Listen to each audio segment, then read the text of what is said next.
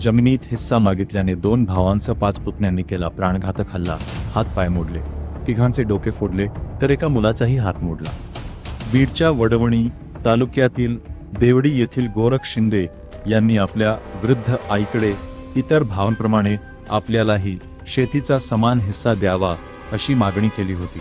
त्याचा राग मनात धरून दोन भावांसह 5 पुतण्यांनी गोरख शिंदे आणि त्यांचे कुटुंबीय शेतात खुरपणीचे काम करत असताना लाकडी दांड्यांनी अचानक प्राणघातक हल्ला केला।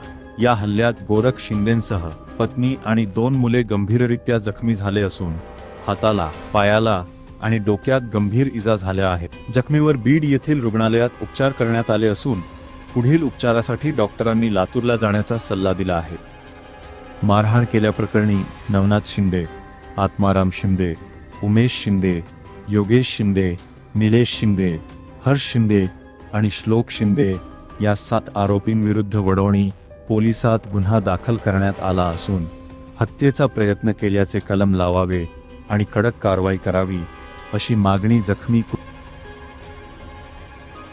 मोठ्या भावाच्या आणि पुतण्याच्या नावावर जमीन होती, वायाला खायला आहे। पण ते जे आईकडे गेलो आणि आईला म्हणलो 2 दिवसापूर्वी आधी झालं होतं, आईला म्हणलं आई त्यांच्या नावावरली जमीन सगळ्याची आमच्या नावावर करून टाक, सगळ्याची बराबर कर।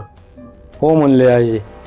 ह्यांना राग आला काय की येऊन त्याच्यानंतर 2-3 दिवसांनी शेतात येऊन काट्याने हाणमार केली, आम्हाला बेदम मारलं, जीव मारायला मारा अशी धमकी दिली। मी होतो, 2 मुलं होते, मंडळी होती, मला पायाला मारे, हाताला मारे, डोक्याला मारे, एका मुलाच्या डोक्याला मारे, एका मुलाचा हात मोडलाय, पत्नीच्या डोक्याला मारे, सगळ्याला बेदम हाणमार करून ते निघून गेले। 2 भाऊ होते, 5 पुतणी होते, 7 माणसं होते। अचानक येऊन हाणमार केली। तिथून नंतर दवाखान्यात गेलो, पोलीसमध्ये तक्रार दिली, पोलिसांनी काय कडक कारवाई केली नाही, शांत केलं त्यांनी। त्यांच्यावर कडक कारवाई व्हावा। आमचे मालक त्यांच्या आईकडे गेले, त्यांनी म्हणले मला जमीन पाहिजे।